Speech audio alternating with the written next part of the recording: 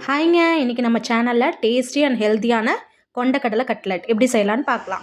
நான் வந்து சுண்டல் ஆல்ரெடி 6 மணி நேரம் ஊற வச்சு வேக வச்சு எடுத்து வச்சுருக்கேன். இந்த சுண்டலை இப்போ ஒரு பச்சை மிளகா போட்டு பல்ஸ் மோடில் அரைச்சி எடுத்துகிட்டு வந்துடுறேன். இந்த மாதிரி இப்போ நம்ம அரைச்சி எடுத்துக்கலாம். இது கூட ஒரு 5 உருளைக்கிழங்கு நான் வேக வச்சு எடுத்து வச்சுருக்கேன். அதுவும் சேர்த்து நல்லா மசிச்சுக்கலாம். உருளைக்கிழங்கு மசிச்சு சேர்த்தாச்சு. இப்போது ஒரு பெரிய வெங்காயம் சாப் பண்ணி வச்சுருக்கேன், அதுவும் சேர்த்துக்கிறேன். ஒரு அரை டீஸ்பூன் இஞ்சி பூண்டு பேஸ்ட்டு, 1 டீஸ்பூன் தனி மிளகாத்தூள், 1/4 டீஸ்பூன் ஜீரகத்தூள். நீங்கள் ஜீரகத்தூளுக்கு பதிலாக சாட் மசாலா கூட சேர்த்திக்கலாம். அரை டீஸ்பூன் கரம் மசாலா. இது சும்மா டேஸ்ட்டுக்காக தான், உங்களுக்கு விருப்பம் இல்லைன்னா சேர்த்திக்க வேண்டாம். தேவையான அளவு உப்பு. நான் ஆல்ரெடி உருளைக்கிழங்கு வேக வைக்கும் போதும் உப்பு போட்டிருக்கேன், சுண்டலுக்கும் உப்பு போட்டிருக்கேன். ஸோ உப்பு பார்த்து சேர்த்திக்கோங்க. இப்போ இது எல்லாத்தையுமே நான் மிக்ஸ் பண்ணிவிட்டு எப்படி இருக்குன்னு உங்களுக்கு காட்டுறேன். இப்போ இது எல்லாத்தையுமே நான் மிக்ஸ் பண்ணி வச்சுருக்கேன். இப்போ இது எல்லாத்தையுமே ரவுண்ட் ஷேப்பில் வடை மாதிரி தட்டி எடுத்துக்கலாம். காரம் வந்து ஆல்ரெடி நான் பச்சை மிளகாய் சேர்த்து தான் சுண்டல் அரைச்சிருக்கேன். நீங்கள் உங்களுக்கு காரம் வந்து தேவையான அளவு மிளகாத்தூள் சேர்த்திக்கோங்க. இப்போது இதுலேருந்து கொஞ்சம் கொஞ்சமாக ஒரு சின்ன சின்ன பால்ஸாக எடுத்துக்கோங்க. பால்ஸாக எடுத்துகிட்டு இப்படி நல்லா உருண்டை பிடிச்சிக்கோங்க. ரொம்ப குழைய வேக வச்சிட்டிங்கன்னா உருளைக்கிழங்க நம்மளுக்கு இந்த மாதிரி பிடிக்க வராது. அதனால் பார்த்து கரெக்டாக வேக வச்சுக்கோங்க.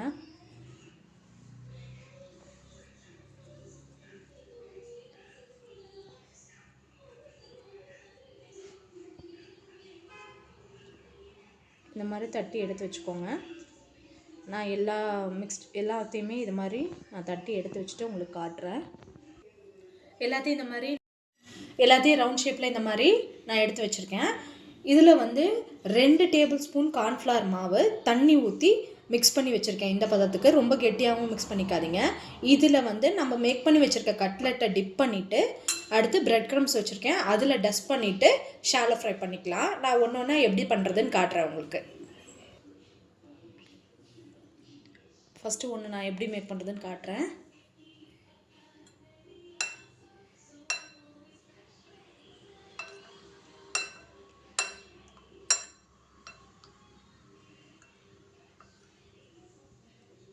இந்த மாதிரி டிப் பண்ணி எடுத்துக்கோங்க. டிப் பண்ணிவிட்டு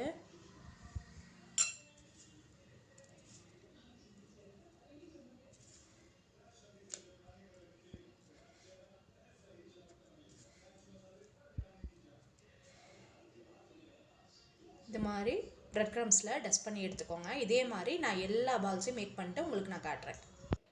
ப்ரெட்டில் டஸ்ட் பண்ணி எடுத்து வச்சுருக்கேன் பிரெட் க்ரம்ஸில். இது எல்லாத்தையும் இப்போ நம்ம ஷாலோ ஃப்ரை பண்ணிக்கலாம். பேன் நல்லா ஹீட் ஆகிடுச்சு. இப்போ இதில் கொஞ்சம் ஆயில் சேர்த்துக்கலாம்.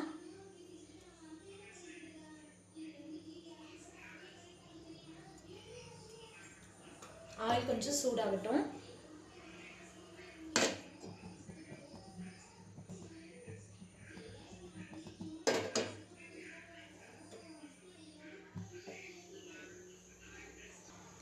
எண்ணெய் நல்லா சூடாயிடுச்சு. இப்போ நான் 2 கட்லெட்டாக போட்டு எடுத்துக்கிறேன்.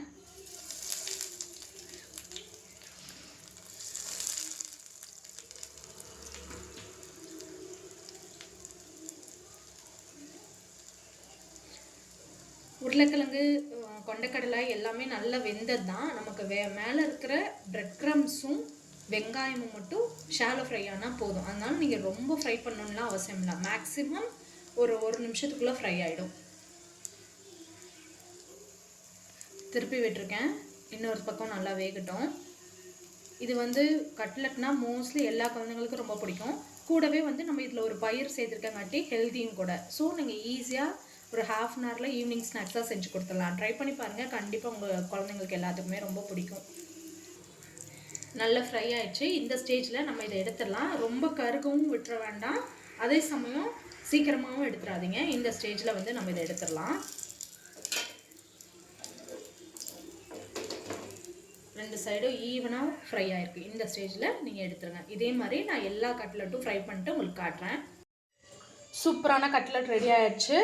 அதிகமாக எண்ணெயும் குடிக்கல, ரொம்ப ஹெல்த்தியான கட்லெட். நீங்கள் வீட்டில் செஞ்சு பார்த்துட்டு எப்படி இருக்குன்னு கமெண்ட் பண்ணுங்கள். பிடிச்சிருந்தா லைக் பண்ணுங்கள், சப்ஸ்கிரைப் பண்ணுங்கள். பாய்.